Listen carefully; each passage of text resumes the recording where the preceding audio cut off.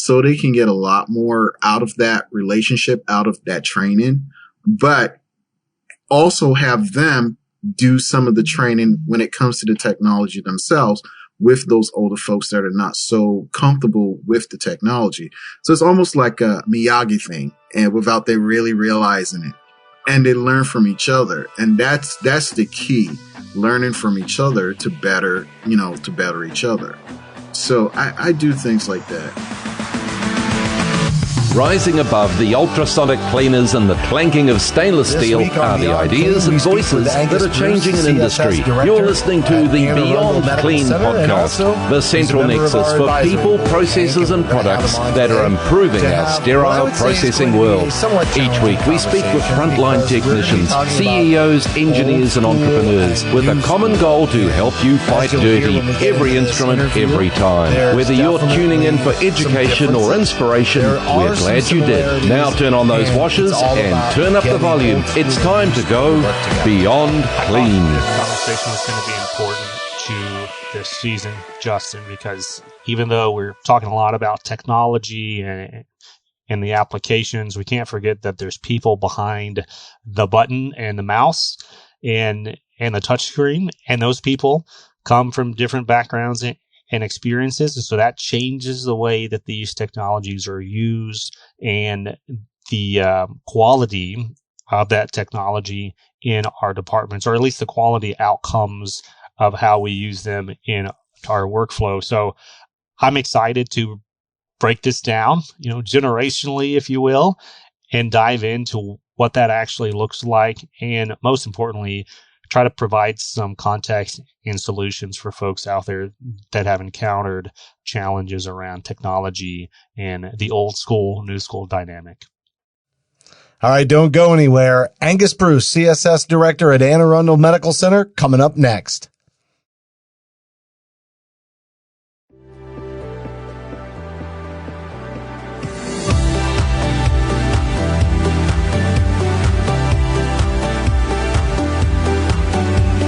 I'm Justin Poulin. And I'm Hank Balch.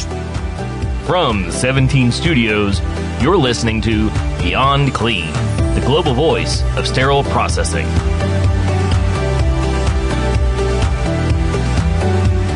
Joining us now is Angus Bruce, CSS Director at Anne Arundel Medical Center, and this is a season all about instrument tracking systems, but we have a unique spin on most of these episodes, but probably none that are going to be more unique than the conversation we're going to have today, Angus. And it's really around sort of the old school and the new school crowd in sterile processing. And we're going to tie this to instrument tracking, and I'm sure we'll even have conversations about social media and smartphones in and amongst all of that. So, Angus, really appreciate you coming on the show. Happy to have you. No problem. Happy to be here. Thank you guys for having me on. So as we get started, the thing I really like to have everybody do is just share their experiences, right? Like, how did you get into sterile processing? How did you find your passion for it? And then how did you make your way to a director level position? Sure. Well, I started as a teenager in high school. Excellent. I was in a project called Project ProTech. It was a pilot program. It was the second year program in Boston. And what they did was they took students from the high school, your junior year, ran you through a different departments within the hospital, have you pick a department that you want to work in, and then, that will continue on into school, into college. I went through various departments. At one point, I wanted to be an ER nurse, and because I thought that was the coolest thing out. But as I went through the different departments, nothing against nursing, I felt that was not for me. And I went through sterile processing, and it was an eye-opener. I spent like 4 hours one morning with my mentor back then. His name is Craig Sisko. He's still in the field. And we spent some time with one of the doctors in the operating room watching the hip surgery of all. And when I saw that, I said, you know what? This is where I want to be. My senior year, the manager, his name was Fred, retired Navy guy, offered me a position in the department. And I was like, yeah, I'll do that. So I worked pretty much after school as much as I could, holidays, summer times. And like sterile processing was so fascinating for me that, I was trying to learn everything. basically how I learned all the instruments was my supervisor, Craig, said, okay, there's the pegboard. We need to get all those instruments up, label on the board. Can you do that? It took me about 2 weeks to do it, but in the process of doing that, I learned all the instruments. Man, that backup board project, that is the best. So I used to work in the instrument repair industry, and when we'd hire a new salesperson, that was what I would recommend. I'd say these departments, their backup boards are a mess. They need help with it. Go in, and this will help you learn instruments and build rapport. Go make this and give you something to be productive, because you really can't sell until you really know the industry anyway. It's very difficult. And that's exactly what you went through is what I would almost always task a new hire. Go do the backup board. And by the end of it, you're going to be a much more knowledgeable individual. And that's only to support it. I've never heard it from a training perspective, the way Craig did it with you. I think that's awesome. Yeah, it was amazing. And that just started my progression from there. And, when I got to graduation, one of the things they talked to the seniors about, well, what do you want to do? What do you see yourself doing in the next 2-3 years? I said, I wanted to be a manager by the time I was 25. What I realized I needed to do was I needed to go to different facilities to see how things are run, how things are done. And I made it through about maybe 7 or 8 facilities through Boston. One of the biggest ones that I went to that I thank God I went to was Children's Hospital. I learned there in their department, that was the first time I realized that sterile processing can be broken up into 2 areas, one for your tray assembly and then one for just a reprocessing. And the reason why I say that was one of the best places I've been was because my focus when I went there was we focus on the processing, sterilization, how the sterilizer works and all of that. It was an eye opener for me. And I just felt that was kind of like the next step for me. And it just helped me progress. And each facility that I worked at, I took a little bit in from there to figure out, okay, this works. This doesn't work. This is what I want to do. This is what I don't want to do. So, you're really kind of teeing up the conversation well, just based on your experience. If you got started when you were in high school, you were definitely new school. I don't think it gets any newer school than somebody from high school coming into the sterile processing department. And then we have old school, which might be somebody like myself who worked as a nurse and then wound up transitioning down, or surgical techs, or sometimes they're still lifers in sterile processing and they've just been around for a good long time. But as we set the table for this conversation, can you sort of expand on my definition of old school and new school, and then describe maybe that dynamic that's very common throughout our industry? Well, saying I'm from the old school, like when I first started, for example, there was no tracking systems. That's something new. Everything was either on an index card or it was handwritten on a sheet. Efficiencies, numbers, data collection was not a big thing. Now that is for me, I think I came into it and evolved to see the difference between, okay, this is when I started. We didn't have all this fancy stuff. We didn't have all the computers at the workstations, as opposed to now where each technician has a computer. They have process flows. Managers are more in tune to how the department's operating through data collection. So I would say, yes, there's that old school and then new school. Now, Angus, I hate putting people in a box. I hate putting cultures in a box, but we're talking about boxes today. Right. We got an old school box, we got a new school box. And I know it's different, if someone puts themselves in the box itself and they say, I'm old school, or if they say, I'm new school and I don't like the old school. We kind of hear those dynamics, come up. So knowing all those kind of preconditions to this conversation, I do want to start at the top and ask your opinion about the old schoolers, or that kind of category. What do they have right? Because I think in general, even outside of sterile processing and culture, like there's that whole hashtag boomer thing, that was big last year. And there's all this kind of cultural influence around older generation, if we're talking about age. But in the context of this conversation for sterile processing, what would you say that group, those old schooler groups, are actually in the category of, hey, they're on the right end of their opinions or their experiences? Well, I would say, it's a different generation. The old schoolers, they literally had to do it from scratch. They did it from scratch. And a lot was challenging the memory. And I think by doing that, they developed consistency and quality. Not saying that the new generation don't focus on those things. It's just that things now are a lot easier. It's so much simpler now than it was back then. And for the folks from the old school generation to have to do it from the scratch, have to really remember all those things because a lot of the stuff was not completely written down and get it right all the time. You got to give them credit. They did something right. They got something right.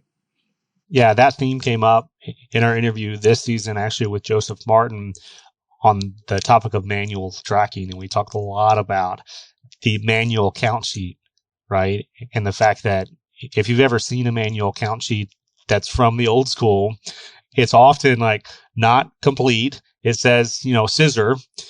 And the expectation there is that who's ever putting this tray together knows what type, what variation, what length of scissor this particular doctor and this particular tray is asking for. And yeah, that kind of institutional knowledge and experience and insight, that's no joke.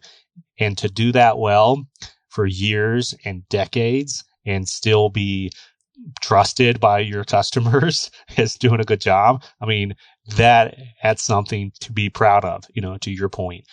And even on the interview that came out last week, we talked about the challenges around scanning and tracking in the decontamination area and all of the necessary steps, to use technology in that space.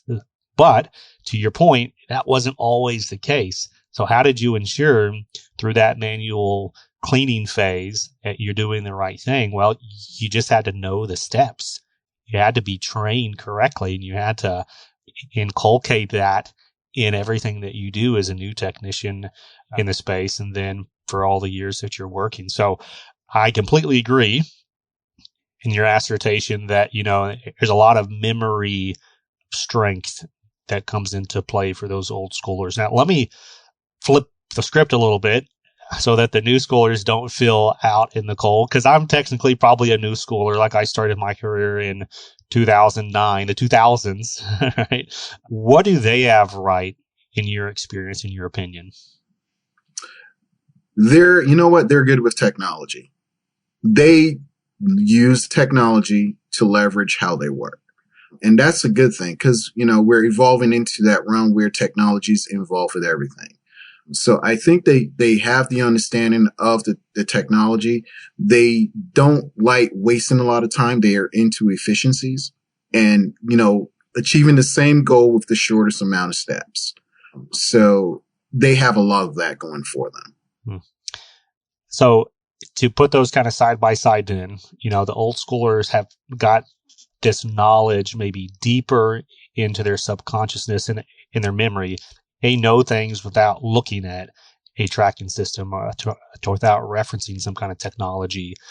The new folks, they're very comfortable. It's the air they breathe is technology and apps and computers and everything else. But if you ask them to recall from memory a product number, they're gonna struggle sometimes in comparison to some of those old schools who they live and breathe. Like, they can tell you the Mayo straight scissor product number now, no problem, right? How do these dynamics play out then in our departments where we got both of these groups and all kind of combination blend between them, in how we are forced today to utilize technology and engage with things like tracking systems, like automated machinery, like even our biological indicators and our incubators, they're getting more and more and more high tech. Like, how do you see those dynamics playing out in real life? You know what? We can learn from both old and new can learn from each other. There are certain things that, well, let me back it up for a little bit. Tolerance and patience are big. I think with the newer generation, because they're in an age where things are so fast, they don't have enough patience sometimes to listen to the older folks when they're trying to either explain or, get them to the point where they're both on the same page. There's a lot that can be learned. I have a lot of new folks that come into my department that are brand new, and I try to pair them up with a little more older folks so they can get a lot more out of that relationship, out of that training, but also have them do some of the training when it comes to the technology themselves with those older folks that are not so comfortable with the technology. So it's almost like a Miyagi thing, and without they really realizing it. And they learn from each other. And that's the key, learning from each other to better each other. So I do things like that. And that references to Karate Kid, right? Yeah. Okay. Yes. I just want to make sure Yes. pop culture's Hank, I'm actually disappointed. I mean, Cobra Kai came out on Netflix. You ought to know that. You're hitting both generations with this now. Yeah. And I'm just saying, there's just no way you can't get away with that, If I say, where's the beef, you get to check out on me, but not Mr. Miyagi. Yeah. Okay. Yeah. Okay. Anyways, duly noted. All right. You don't want me on your team for Trivial Pursuit or any kind of quiz bowl. If we're talking bluegrass, though, I'm your guy. So I want to talk about tracking systems here. And we don't have to only talk about tracking systems because, as I mentioned, a lot of our equipment manufacturers now have more and more technology, but tracking system is kind of in your face. Like, this is high tech. There's a lot of complexity to many of these. In the context of that dynamic that you mentioned, because we've still got a large percentage of our industry that would probably fit squarely in that old schooler category. If we're just talking, and we're not talking about age. Like, I don't want to say that it's because you may be older, you're automatically an old schooler, because it is more of a mental type of thing. Justin's very old, but he's quite good at technology. Boom. How about that Miyagi quote? Yeah, I had that coming. There was definitely a return shot in order. And I set it up so smooth. You did. But those categories, play out in things like tracking systems. And so the question is, do you feel like these manufacturers of these technologies are recognizing and responding well to these two dynamics? Or are they just kind of taken for granted, hey, it's 2022 and you should be able to navigate through a computer system or on a browser, no problem? And that's just the baseline expectation, or somewhere in between? Well, interesting enough, I had a conversation yesterday with my account manager for my tracking system, and we were talking. I always, when I have ideas and when things that I think I need them to put on their radar, I set up a meeting with him and say, hey, look, are you guys thinking about this, and this works, this, and this? And yesterday I had a conversation, and I'm not going to mention the name, but they were working on something that I wanted them to work on probably about 3 years ago. And and to hear that they're working on it and they're taking it a little bit further along to make it easier for everyone, including not only sterile processing, but also on the nursing side of things. It was a breath of fresh air. It means that they're listening. They're listening to their customers. They're listening to folks in sterile processing, and they're also listening to the nursing group as well. So I think there are some tracking systems out there. The companies are listening.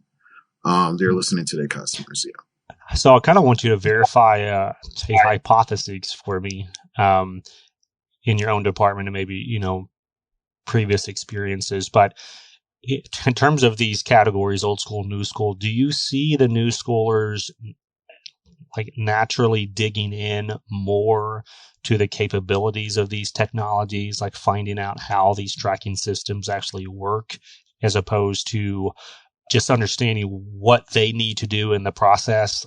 I push this button, I do this scan, I print this thing out.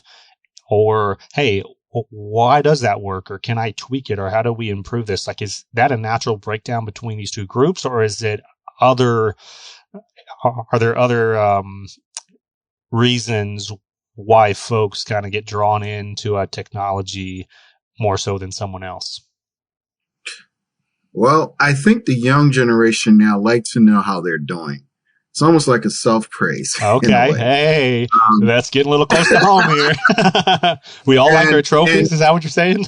Yeah. Yes. Yeah. Yes, hey, yes. You're new school and I'm old school on that. and let me explain the reason why I said that. So I have a bunch of new folks, and, I sit down with them and we talk about productivity. And when I talk about productivity, I talk about it in a positive way. I preach to all my new folks that are coming in. I said, you know what? Forget about quantity. Quality and learning the steps in the beginning is the very foundation you need to build.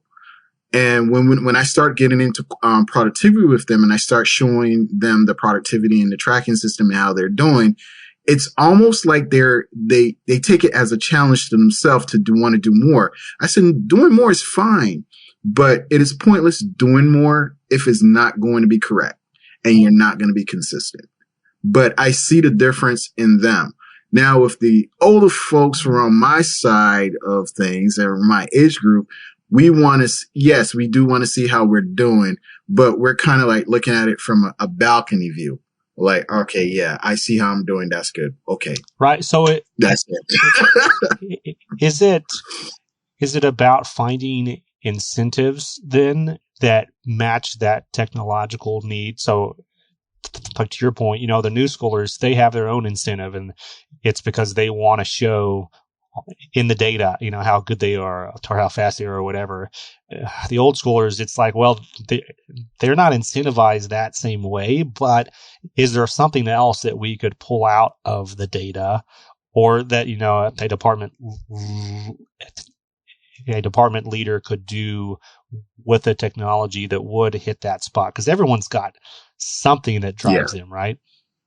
Right. And I'll tell you, the new generation now, they're all about moving up. They're all about moving up. And I think they use like the numbers and the productivity as a gauge to, okay, I need to be at this point so I can move up to this level, and I need to be at this point to move up to the higher level. They're wired differently. And my job as a leader is to also kind of figure out what they're thinking and where they want to go, and try to point them in that direction and give them the tools. But I would say for this new generation, they use the numbers to kind of dictate which direction they want to go in. I mean, a lot of them already know. I've had people come in, they've never worked in sterile processing. During the interview process, I'm like, hey, where do you see yourself in 3 years? Oh, I want to be a supervisor in 3 years. I was like, okay, that's very ambitious. And I'm glad that you're a very ambitious person. But like I tell people, there's a lot to learn. There's so much that you have to learn. And I am glad that this generation is very ambitious. They're go-getters. They're going to be replacing me in a couple of years. And, my job is try to get them to see there's more to it than just, you advance up the ladder, but now what are you going to do to support the folks down beneath you? We've talked so much over the years on this podcast about career ladder. And I think that you're making a really good point. There's a difference between seniority and then, actual capability, right? And I can tell you as an old schooler that I think seniority was a big part of the conversation for me. And my generation was like, it was sort of like mastery of the job was expected. It was just something that was understood. You would do that. Your work ethic is requiring you to have mastery. So all things are somewhat equal mentally in terms of the approach. And then seniority and just, other soft skills that are difficult to be measured would sort of be the indicator on whether or not you would move up. And I think the new school very much likes those measurables, to your point. And I think it's put an emphasis on having a more identified career ladder in sterile processing. I mean, even from an HR perspective, if they would expect to bring in new talent, that they would need to be able to show them that their careers can grow, that there's opportunity. And I think that opportunity word is really what's tied to this. But I don't know, and I guess this is my question. I know that not everybody likes to be measured. They don't like the feeling of being measured, and they often feel like it leaves a lot out of the equation about the value that they bring. Just because you're not measuring it doesn't mean I don't bring other things to the table. And some people like it and some people don't. Do you think it's a simple old school, new school divide there? Or do you think it's not as easy to just slice it right down the middle with that? Sometimes it's not as easy to slice it down. Everyone's different. Every situation is different, and sometimes it's not so clear cut. I can tell you that what I realize is that with the new generation, if I'm upfront with them and say, "Hey, look, I'm going to do this with you to get you to this point," they tend to lose sight of the broader picture and just focus on that one dot, on that little speck on the painting, instead of maintaining all visual on the entire painting. And, my job as a leader is to kind of make sure that they keep that wide view, not just the focus. And that's why I say each person is different. It's different every day. Let's put it like that. Yeah. So I'm not going to miss this opportunity to do a little bit of free market research with you to say, obviously, Beyond Clean is very technologically centered. We're doing podcasting, we're doing virtual conferences, we're doing all kinds of other content, through email and through YouTube, etc. And I'm just kind of curious, what's your perspective? I think we do a pretty good job of reaching the new schooler. I'm sure that we could do a better job in reaching that old school in sterile processing with value. Now, I'm not saying not everyone loves everything we do. We have folks who love the podcast and don't watch any of the videos. And likewise, we have folks that just love social media content, but they've never come to a virtual conference yet.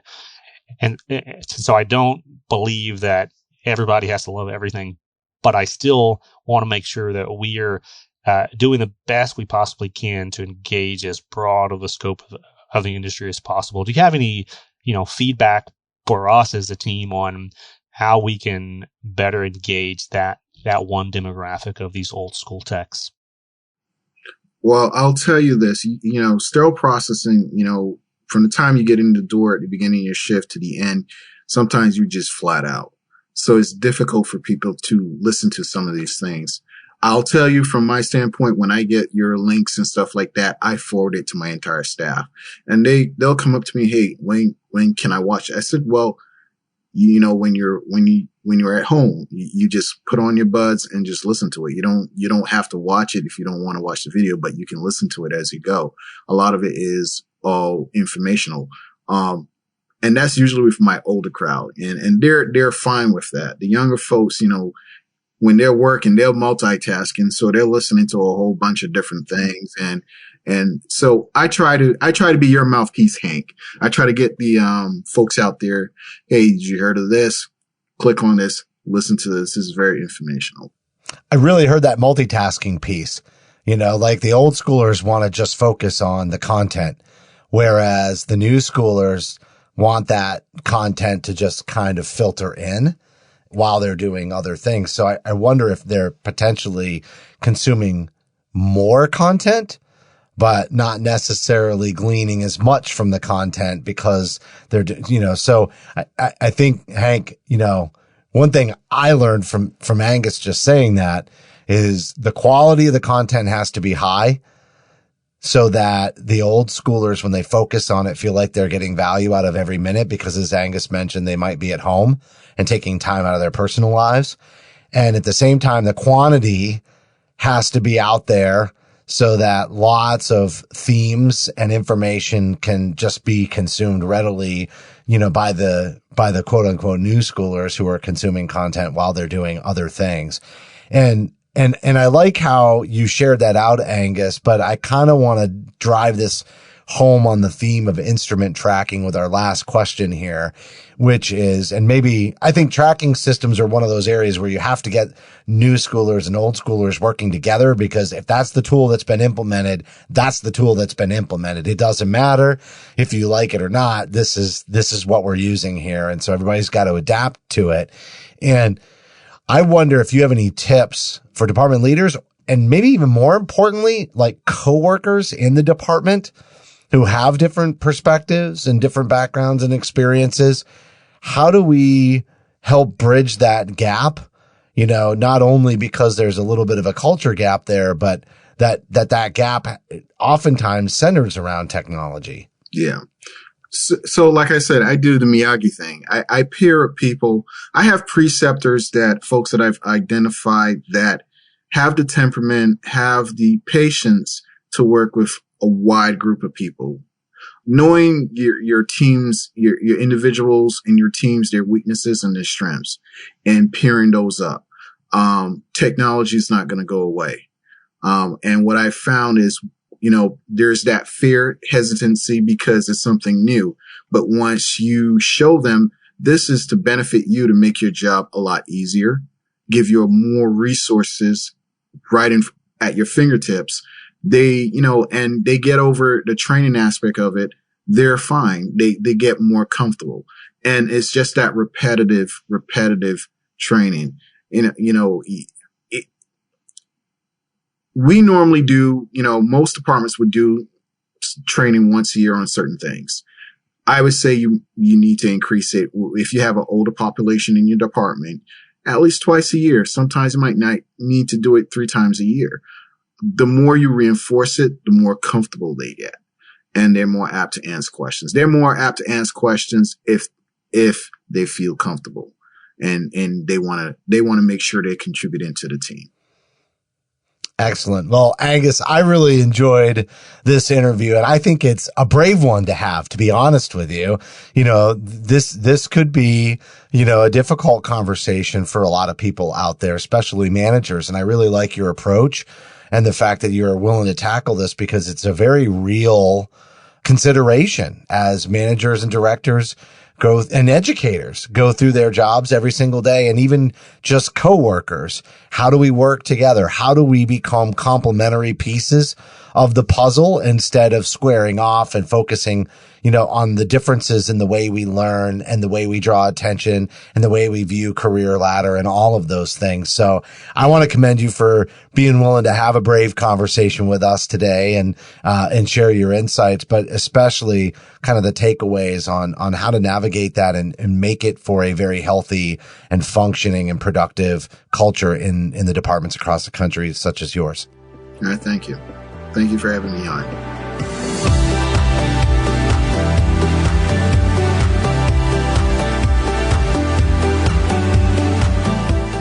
That was Angus Bruce, CSS Director at Anne Arundel Medical Center, and also a member of the Beyond Clean Advisory Board. So very, I'd say, challenging conversation for a lot of departments, Hank, that we had today. It's not always comfortable to be talking about old school and new school, and especially, I think, because it's built around values.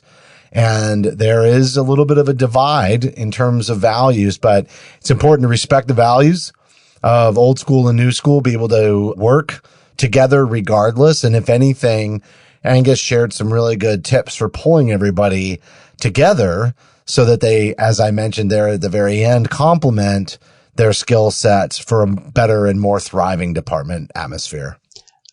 As I mentioned, Justin, part of me just hates even having these kind of conversations where we're putting people under labels and boxes, etc. But I will say, as a sterile processing manager and director, I treasured and saw the tremendous value in my old school technicians, primarily, and this didn't even come up on the show, you know, but these folks show up. They show up to work. It doesn't matter rain, snow, or shine. They've been coming for 20, 30 years, and they're going to be there tomorrow. And not to knock these new schoolers, because I am one, but, you know, it starts raining outside and they're like, yep, can't get to work. Sorry. Well, and then you just alienated the largest demographic of our podcast. Well done. No. You know I'm speaking the truth, new schoolers. Don't even joke. And the fact that these old schoolers stay at these health systems, historically for years and years and years, much longer. And many of us new schoolers, like, we're bouncing around all over the place, 2 years here, like a year and a half here, boom, boom, boom, boom, boom. Like, that's just kind of status quo. And good or bad, right? I don't want to make a value judgment on that, because if you look at my resume, it's the same thing. Boom, boom, boom, boom, boom, all over the place. But it has an impact, and there's value for both of these groups. And I just love how Angus really tied it up and said, hey, we are in this together. So we have to find a way to collaborate and build bridges between the two so that our mission of tough, safe patient care can be accomplished regardless of where you came from and how old you are and how easy it is for you to use technology. We've got to get this done. As I thought through this, I was like, oh, I'm a middle schooler. Yep, you are, Justin, and you. Yeah, there you go. I wondered if you were going to pick up on that. I jabbed you twice during that interview, so I was pretty sure you owed me one. So I lobbed that softball for you. All right, that's going to do it for this week's show. As a reminder, you can help support us by subscribing to Beyond Clean, and you can find us on Apple, Amazon, or Google Podcasts. Maybe you use Stitcher, iHeartRadio, or Spotify, and if you've got another podcast application that's your absolute favorite, just search for Beyond Clean right there. But the best way to get our content is to download our smartphone app for iPhone and Android. We've even got bonus content on many of the episodes on that smartphone app. You just click on the gift box there for the episode. And while you're there downloading the app, we'd appreciate a rating and a review, because your feedback is important to the show. And if you have any topics that you'd like us to cover on a future episode, just send an email over to info@beyondclean.net. On behalf of Hank and myself, thank you for listening to this week's episode of Beyond Clean.